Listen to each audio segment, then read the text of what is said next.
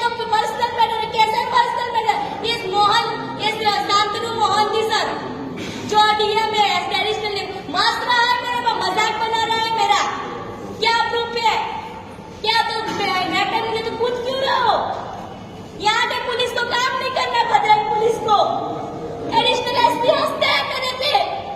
2 महीने से परेशान हूँ, बच्चा मेरा, मैं रोड पे आ गई हूँ। क्या पता तकलीफ क्या होती है। कैसे वो बहुत ही सर हंस रहा है, मजाक बना रहा है मेरा। तकलीफ में हूँ सर, मैं बुलाओ उसको, मोहन जी सर को, एडिशनल डीएम को, पता चले इंसान का मजाक कैसे बनता है। और के यहाँ उड़ीसा की मजाक नहीं है, पता चले। बताओ मोहन जी सर को मजाक कैसे सर को बुलाओ, कैसे वहाँ पे मजाक होती है। क्या प्रूफ है? क्या